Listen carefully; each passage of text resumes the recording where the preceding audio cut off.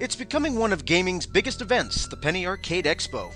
This year, the convention moved from one small building in Boston, Massachusetts, to a bigger building in Boston, Massachusetts. 70,000 people approximately attended this three-day event, and rightly so. It's a pilgrimage for gamers of all stripes, console gamers, tabletop gamers, arcade gamers. Pretty much if you enjoy any manner of game, chances are your interests were represented here. Our panel and I will discuss our observations and recap our experiences from the three-day madness that was PAX East 2011, right here on Downloadable Content.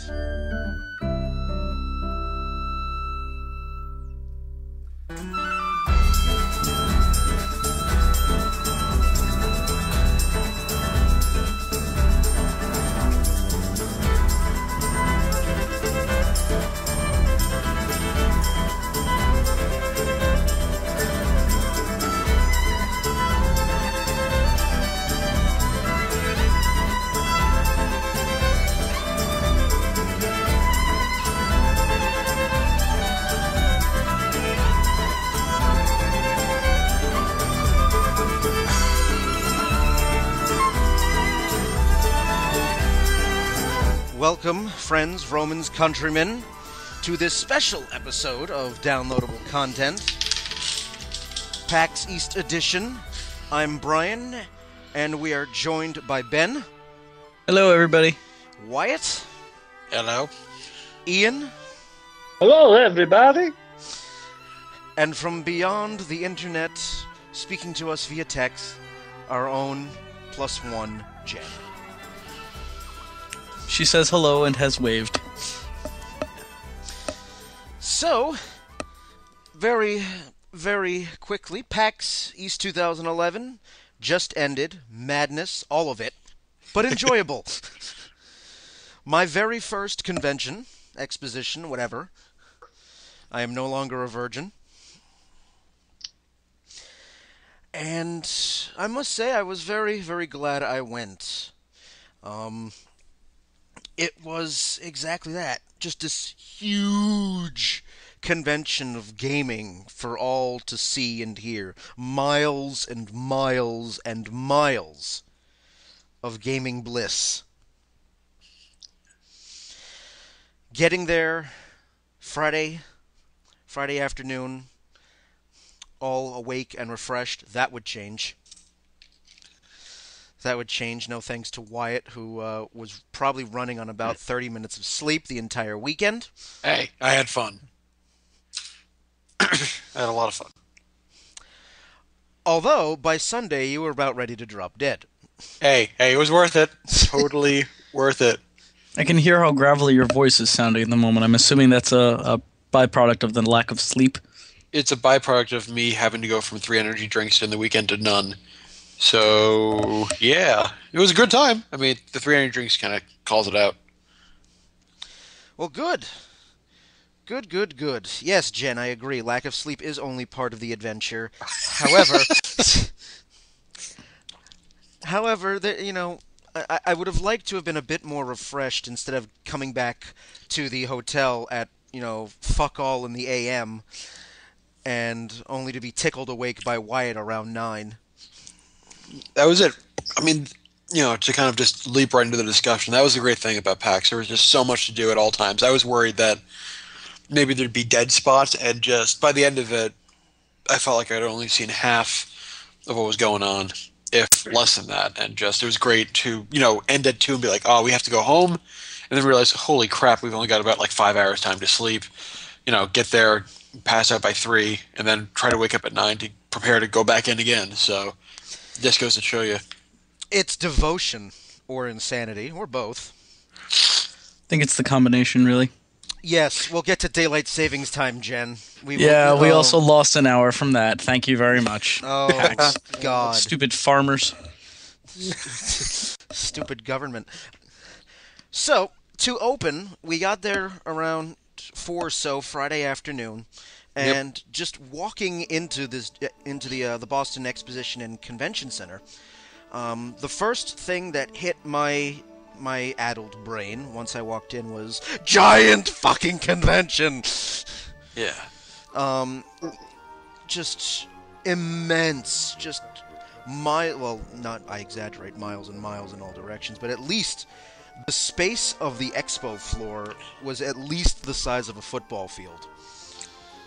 And that way you had the expo hall in which various publishers, developers, game companies were all showing off whatever wares they had. You had a really good mix in there. You had a mix of, the big name publishers to small, well, I guess not indie, but, Yes, indie. Xbox Live. No, there yeah, were indie. definitely some indie developers there, and I think it's really, really important to actually get a level playing field when you can have some indie developers sitting right next to Microsoft and right next to Capcom and the truckload of other developers there. I think that's huge. Yeah, that's what I love about the PAX Expo is that you have that, and you had the ones in between like Bastion and Skulls of the Shogun, the ones that in between they're on Xbox Live. They're published and they're well known now, but you have that huge gamut in terms of just the game developers alone, not to mention everyone else that was in that expo hall. Wyatt, you do know Bastion's a really small team. That game was made by 6 people. Like that's pretty damn indie.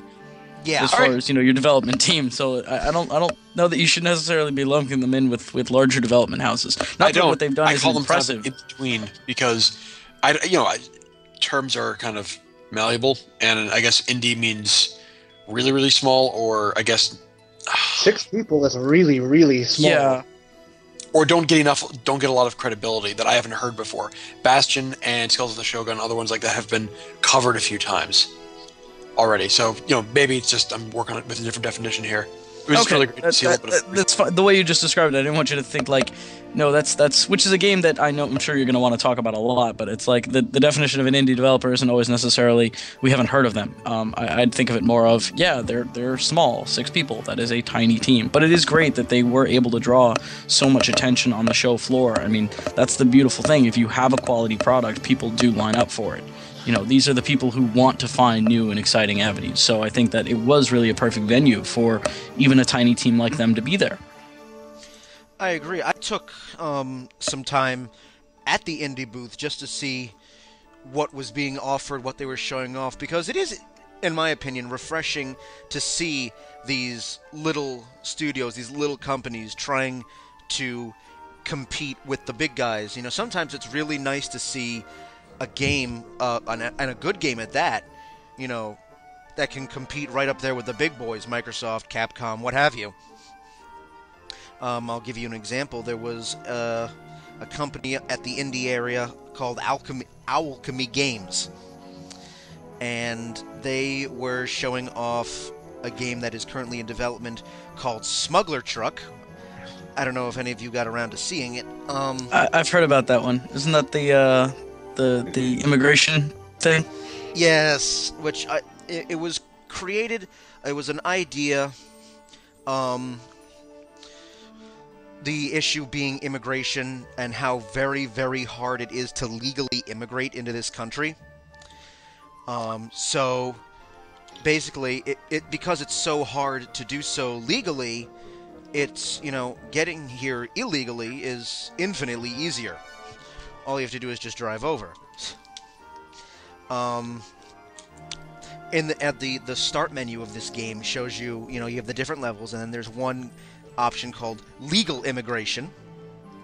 If you click on legal immigration, it just takes you to a black screen. This is the humor of the game. It takes you to a black screen with just white text and a countdown clock saying, if you choose to immigrate here legally, you'll be a legal immigrant in 19 years, 11 months, so on and so forth, which is just how long the government takes to shuffle all the paperwork around. But the gameplay itself, I was using the iPad version of the game, and what you have to do is you're in this pickup truck, and by moving the iPad a certain way will cause it to accelerate, another way will cause it to decelerate, and so on, and that's your basic control scheme. You're in this pickup truck full of illegal immigrants, and your task is to drive them to the border, the United States border. And along the way, the immigrants will pop out babies.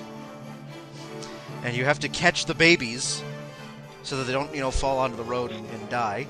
And and you get points based on how many immigrants you manage to get to the U.S. at the end of the level. And I thought it was just an interesting satirical concept. I'd actually spoke with a couple of the developers about this game, and I said, because you're touching on an issue such as immigration, did you piss off some people in the process? They said, yes, we did. They managed to piss off Fox News. Well, that's just a sign that they're doing their jobs right.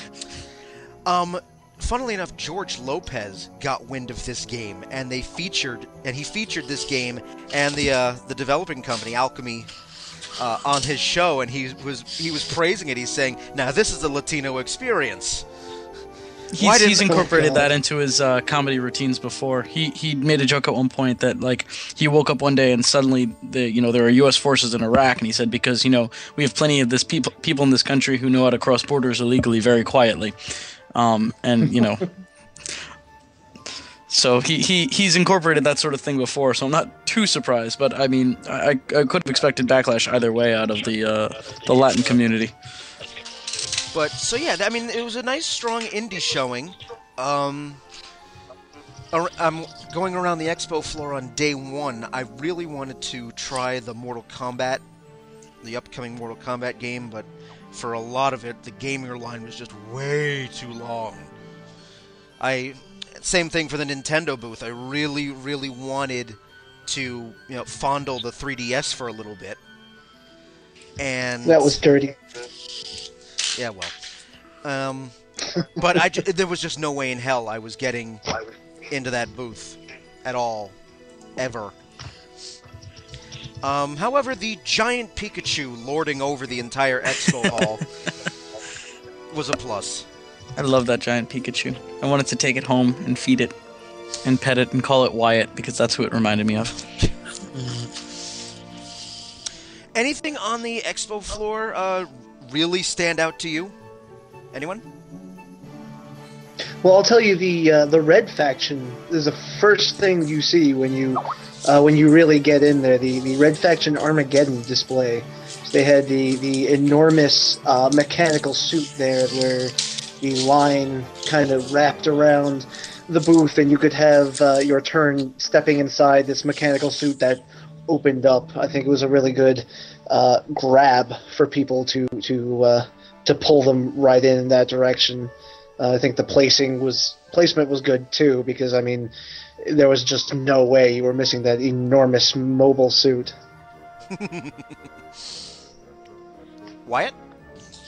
What I found, going to Red Faction, it was a great setup. They had a really great eye catcher, and they had a really good way of getting the audience involved. They had a little bit of their game set up, and the great thing about it is that they had Ruin set up, which is pretty much a very simple go and destroy absolutely everything. For those that don't know Red Faction, it's a third-person shooter, which is a lot of fun because you just rip everything apart. It's great, a lot of fun just to see what you can do while you're going after your enemies. You can blow up the buildings that they're in instead of having to go right at them. But Ruin is just destroy the buildings. And what they had set up, it was a contest. The person that ruined the most amount of stuff every day got a Red Faction-themed iPad. And they had this huge TV set up with all the scores, and I think it was like about 14 million to the top end of 14 million almost every day. And people would just line up and go again around the table. If you got 8 million points, you got a shirt, which I think my best was 13.5 million, but that doesn't matter. What matters is that they had a really good setup about how to draw people into the experience, have them play through. And, they didn't get to see a whole bunch of the game, but they got to know what the feel was like, and they had a really good setup for that. So they should definitely be commended on that end. Going back to the fact that I'll switch over to another booth that I stopped by, Bastion, which we kind of mentioned before. I've been looking at Bastion for several months now, ever since I saw the trailer on YouTube, and I heard about it, I think, through Kotaku at first. I was like, this is a game that I want to see. And when I saw that booth, I sat down, I waited in line, and it was fantastic. I'll let someone else come in, because I know some other guys got to play it too. Well, talk about your gaming experience. What is Bastion? What does it do? What makes it stand out from all the other indie developers, or indie games rather? What I love about Bastion is that it tells a story. And I mean, all games tell a story. They should, but Bastion kind of immerses you in it because everything that you do has this great narratable voice that if I try to emulate it, I'll botch it horribly. So I'm not going to. But he narrates everything that you do. And I talked with some of the guys in the booth, and I love the fact that the narrator throughout the entire experience, that they're saying it's going to be about 6 to 8 hours, never repeats himself throughout the entire game. They made sure of that. He kind of went through it. It has a great artistic feel. It's like a top-down action platform. Think a little bit Diablo-esque, I suppose. Am I right on that, guys? Yeah, I can definitely see that. Go ahead, Ian. No, I'm sorry. It did feel kind of Diablo-esque. To be totally honest, I didn't get a chance to actually sit down and play it, but I did watch it along with Ben for quite a while. And it's very Diablo-esque, but it's also very Tales of Symphonia-ish, if I may be so bold. And I think Ben should take this from here because I'm just not a fan of that particular genre. Go ahead. It's really the setup.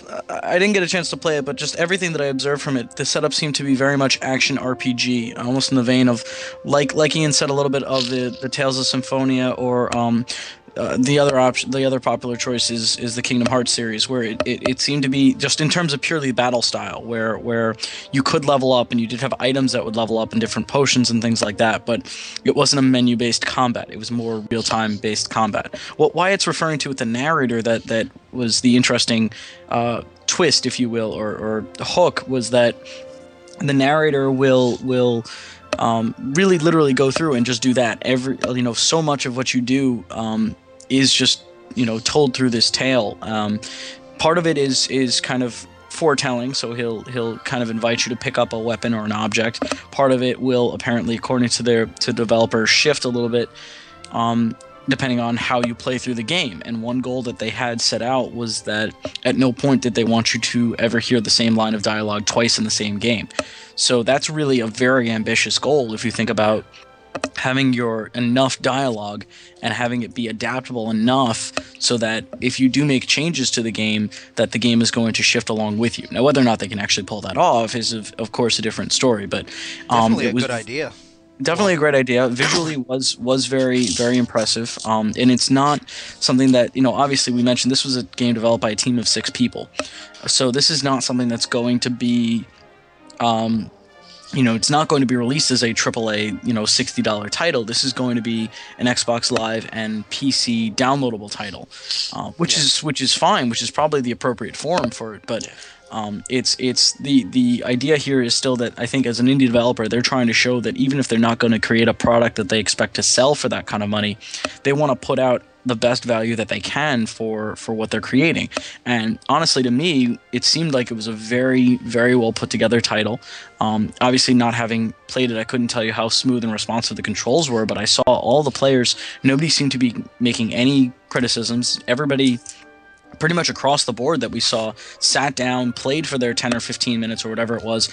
The only time people got up or moved was when the game was over. So if you want to talk about an immersive experience, you're in the floor of a giant convention hall with all these exhibitors going around, and at the same time, these guys were still just so wrapped up in this game that for that 10 or 15 minutes, nothing else mattered. So that's beautiful. Yeah. That is beautiful. If immersion was what they were going for, I think they really hit it. That's the thing, is that, you had it, and each TV had headphones. If any of you guys that are listening to this are going to look up this game, or you're going to try playing the demo when the demo comes out, put on a really good set of headphones, or, play when you got no one else around, or, no one's going to talk over it, and just listen to the narrator, because that was half of it. You can sit there and watch the game, you're like, oh, it looks pretty cool, but when you start hearing it, that's what really sets it apart. So that's what I invite you to do. Excellent. They also had a really good gimmick for, well, not gimmick, but way of getting their word out. They had the Bastion handkerchiefs that if you took a picture with it and it was on their tweet, you get an iPad. So everybody had these handkerchiefs, bandanas flying around the hall. And I love the fact, going back to the original, that it is an Xbox Live. It is a, quick $20, $15 game. And that's why I found myself actually spending more time at were those sort of booths, the indie booths. All right, if I can interrupt, I'm sorry. If I could interrupt for just a second Go ahead. on Bastion. I was just going to play the devil's advocate here for a second. And, admittedly, RPGs, as far as real-time or action-based RPGs, it's a very wide category. They generally aren't my cup of tea. Specifically watching Bastion, I had to admit, it wasn't exactly something that I would specifically go for. But, there were just a couple things. You guys talk about immersion. And how immersive it was, but I mean, just to play the devil's advocate here, because I am a dick. I would like to just kind of, I would just kind of like to I don't know, throw my viewpoint out there that I kind of feel like I was being drowned. I was being immersed in water, but the narrator's there all the time. At least every minute or so, he will point something out to you that may or may not be absolutely obvious to you. And as a gamer myself, I find that it's novel. I'll give you that. It's absolutely novel, and I give them a lot of credit for that. But I feel like it's a little bit pushy, and I feel like if they really want it to take off, I feel like maybe they should put in an option to let the narrator be turned off or at least hushed a little bit, unless something is absolutely critical that needs to be said. Because I just, looking at this thing, he says something every 5 seconds. He describes how something falls from the sky, and it is immersive. He has a gravelly kind of Western voice. It adds to the overall, not dystopic, but more or less, gravelly background, which matches his voice. It's kind of industrial a little bit, and the voice does add to that. But I mean, if I'm being followed by this guy for a really long time, and especially as immersive as these things can be, you can talk about hours at a time, this guy talking in your ear, especially if you are going to get a headset, I feel like that may not be, it may hamper the game a little bit, even though it's one of its strongest selling points. What do you guys think about that? That was actually a concern that I've thought about in the past, and I was like, okay, maybe a few hours this might get a little old. And when I was showing the first trailer to people a few months ago when it first came out, they were like, maybe it might take, wait, if you keep hearing this over and over again. But then when I talked with the developers and I saw this extended demo that you got to play through, which is that first part that's on the trailer and a whole bunch more time, I fell in love with it, just to have it in my hand. Maybe it's not going to be everyone's cup of tea because they are trying something different, and that's totally valid. And so, I mean, definitely try it out. Definitely look up the trailer for yourself if you're interested. I know I am, because I love that idea of storytelling. And I don't think I'll get bored of the voice as much as I thought I would at first. So, give it a shot for yourself. I guess is what I'm saying. So this game is out or is coming out? It's coming out. It's not out yet. Okay. We're getting a text here from Jen. She mentioned that she liked the D&D booth. She mentioned the D&D booth. I did see it over the course of the 3-day weekend. Basically, the D&D booth, how it was set up, there was it looked like a castle, right pretty much in the center of the expo floor. These large castle walls around a giant game board where you could play as pieces in the game. Jen also liked a lot of the things over at the miniatures section. I did see people they were painting minis. They did some demos. There were demos all through the tabletop gaming area. There was for all different types of games. There was D&D everywhere, Magic the Gathering everywhere, other types of card games. I picked up the Resident Evil card game. That was enjoyable. Yeah. That was a lot of fun. There were some panels, some little demos over at the D&D section that I wanted to check out, but ultimately I didn't get to them. Next time. Because I am going next time, damn it. So, let's hope they fix the dates for next year. The only information I could find for next year was that it falls on Easter and Passover. Oh, nice. Oh, no. Oh dear. Oh dear. Oh boy. Moving away from the expo floor, because the expo floor was basically the bottom level, and it was just miles of everything. Moving away from the expo floor, going up a floor, we went to... You were instantly greeted by the Bioshock booth and the Plants vs. Zombies booth. I swear, I saw hundreds of those cones. People wearing those cones all day long. And, I mean, I am not even familiar with Plants vs. Zombies at all, so I'm going, why are people wearing traffic cones on their head? Is there something I'm missing? Although I did check out the Bioshock Infinite booth, and looking forward to that game. But what I was most interested in on the next floor, there was the console free play. There was just spent hours there. Hours. Now, basically, the console free play room was exactly that. There was several rooms, and just devoted to, here's video game consoles. Go check out a game. Go play. Have fun. I think I know. I don't know about Ian, but I know I probably spent more time in that room than I did anywhere else in the con. There was I To be fair, I'm sorry. To be fair, the as gamers, we tend to devote massive quantities of time to gaming that we may not actually devote to other areas, such as walking, looking, enjoying breathing. The sun, and or breathing. So yeah, breathing's overrated. As is eating healthy, according to the organizers of the expo, but that's a different story. Yeah. There was one room, one of the console free play rooms, there we go. One I think was just all Xbox. I think there was just one room that was all Xboxes. There was another that was the LFG zone, which was just, I think was all fighter sticks, arcade sticks.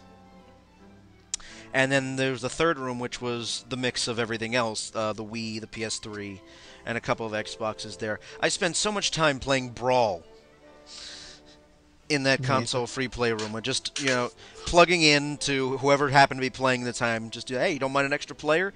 And it was great. It was just a fun communal experience.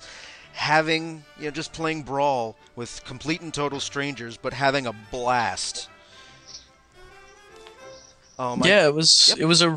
It was fun. I mean, Ian and I got to play Marvel vs. Capcom 3, which was I think probably the most popular title.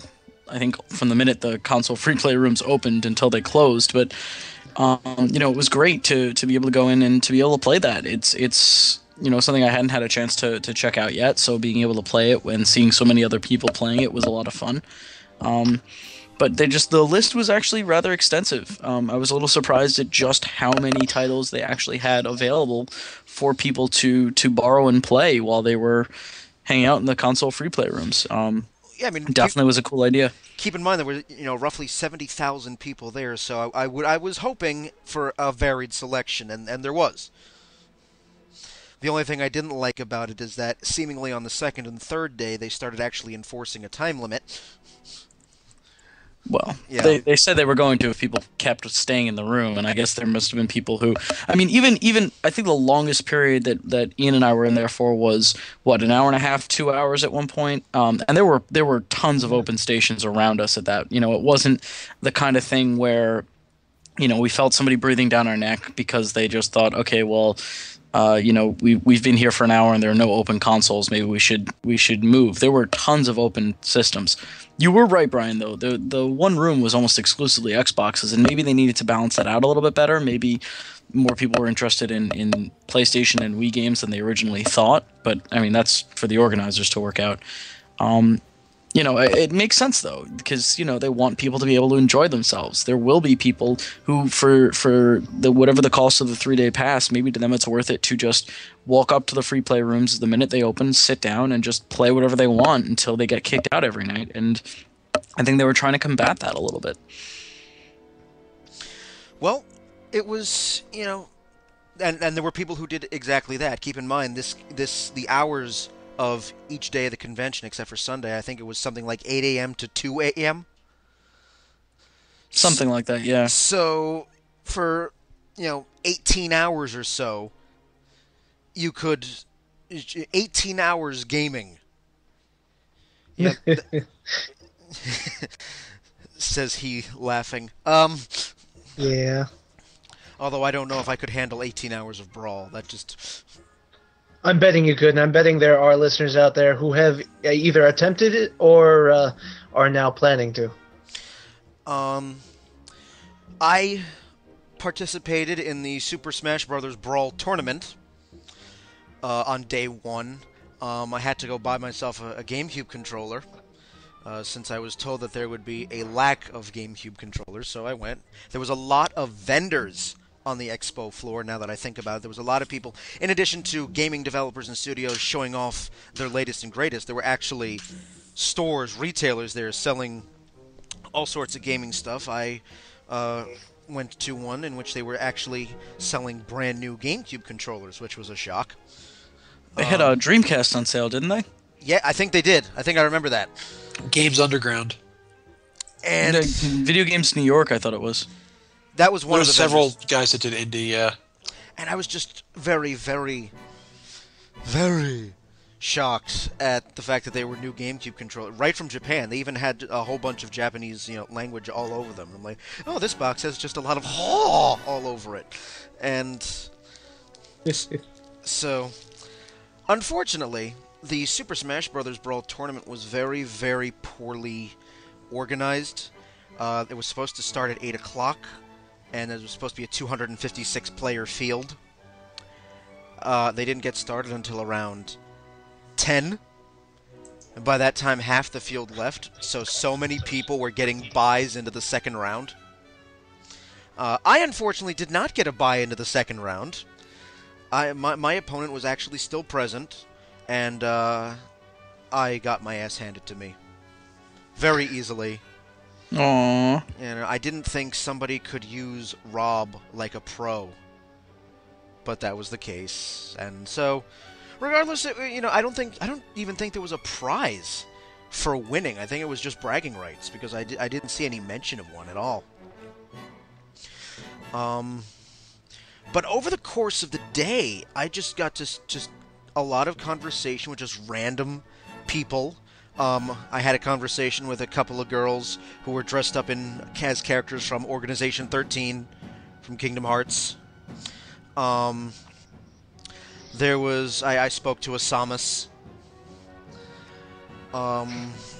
It was just a very, very interesting mix of all different types of gamers, men, women, little kids. I even saw a few gamer babies. They were cute. The ones who are gaming, they just don't know they're gaming yet. Yes. They will game. Yeah, there were some really cute, young kids that had no idea what the heck was going on. I also took a stop in the classic arcade room, which I was glad I did. Fun Spot, which is an arcade in New Hampshire. Fun Spot supplied the arcade consoles. Fun Spot is in the Guinness Book of World Records as the largest arcade on the planet. So, having been to this arcade, I was very glad to see that they brought all these arcade consoles over, and it was packed. Ben, you were there. That room was packed. That room was awesome, but yes, there were so many people waiting. I mean, it was nothing like the lines on the show floor, but I mean, considering what it was, and there wasn't a game in there that was less than 20 years old, and that room was pretty crowded. There were lines for just about every single game. I wanted to play Burger Time, but that didn't happen. I'm sorry. That's okay. No deviled eggs for you. No, yeah, because I wanted to relive the experience of being chased by deviled eggs and evil hot dogs and having to ward them off with pepper spray. Sounds like a bad LSD trip. Yeah. Let's see. Day one. Who went to the concerts on day one? I hit up all three. Go on, Wyatt. I'm just letting other people talk. Proto Men. I've been waiting to see Proto Men for a long time. I saw them last year. I managed to go to PAX last year for a total of 5 hours, thanks to, not blaming PAX of last year at all. It was all stuff that happened on my end. Friends getting mixed up and things like that. But I saw Proto Man. It was the last thing I got to do at the last PAX, and I was like, had no idea who the people were. I'm like, wait, so they're doing a rock opera about Mega Man, as if George Orwell had written the canon. I love these guys, and I just instantly fell in love with them. And I've been waiting for another year to hear them again, as well as go to PAX. And they blew it up really big. They had really great. These guys love over the top. That is all they do is over the top. 3 keyboardists, guitar, backup singers, trumpet backup singer, whole bunch of guitar, dressing up an actual Gatling gun for the Mega Man-ish character that worked. Absolutely ridiculous. Check out some of their songs. Let's see, I'm blanking on the names of some of my favorite, like Father of Death, Hope Rides Alone. They had great songs. It was really great to have them start off the show, and they went on for about an hour, I believe, and it was a blast, absolute blast for them. Was Proto Man the only performance? I don't think it was. No, there was two others. Did anyone else here go to the Proto Man? I know Jen did. Yep, Jen is actually talking about it now as she's typing away. She was saying that Proto Man was fantastic despite being absolutely ridiculous. Ridiculous? There's a word. Ridiculous. Yeah, they were absolutely ridiculously over the top, and that's I think part of their charm. Just you have no idea what to do with them. I described them to people as part 80s metal, part big band, and part nerd, and they're fantastic doing it. The other concerts on day one were MC Front-A-Lot and Metroid Metal. Yeah, I went to each of those a little bit. I had never listened to either of the other two. MC Front-A-Lot was fantastic. It was really I didn't know what to expect, and I stuck around for a good 4 or 5 songs before I ran downstairs to grab CDs and check out a little bit more of the expo. But I loved his stuff. The music video he had just made that he kind of premiered at PAX was fantastic. I loved his song about bad grammar and bad punctuation, and I'll be saying that over and over again with Jack until the end of my days. He was just really great, a really great performer. Anyone else here go to the MC Front-A-Lot part? Yeah, I was there for MC Front-A-Lot. It was definitely interesting. Hadn't seen him before, but the video that he showed off was really cool. Apparently, it was a world premiere video of one of his songs, and then he did perform a couple of more songs. I didn't stay too long just because my girlfriend was there, and just the loud music was kind of giving her a little bit of a headache. But it was really cool, just like the size and the scale of the theater and how many people were there, and it was just seemed like a really relaxed, really friendly environment. I liked how they just didn't bother with chairs for most of the arena. They just had some set up in the back of the room, and then everything else was just standing room. Go wherever you want, kind of camp out. Reminded me of just the way some other concerts are set up, where people almost will sometimes even be outside, or just a way more relaxed environment, and I really like that. I'd actually like to elaborate a little bit on what Ben said. I I didn't go to the concert that first night, but one thing that I noticed throughout the entire expo, and one thing that makes me really happy to be part of, the nerd, the geek, the gaming culture, whichever part we all are, is I basically met nobody that I didn't like. I mean, even people who asked to but get in on the next round of something we were playing, people I bumped into in the hallways, got in their way. I have never met and especially with over 70,000 people there, I think that's really saying something, that they can keep the atmosphere of the entire con so relaxed but so affable. And I really didn't meet anybody there or speak to anybody there, even for a quick second, that was not either incredibly polite, friendly, or just had a good demeanor about them. And I think that says something really about the culture and to the type of people the event attracts in the first place. I wholeheartedly agree. You stole it right out of my head.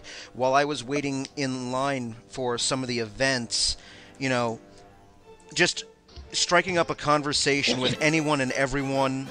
I was playing, games. Some people just whipped out card games or board games while waiting in line, and just the conversation and overall atmosphere. It was a very, very pleasant communal experience. And I think that, that sort of experience, kept through the entire weekend, I felt. Especially as we head into day 2. And this is where I'm going to take a break. When we get back, we will talk about days 2 and 3 of the insanity. That was PAX East 2011. We will be right back.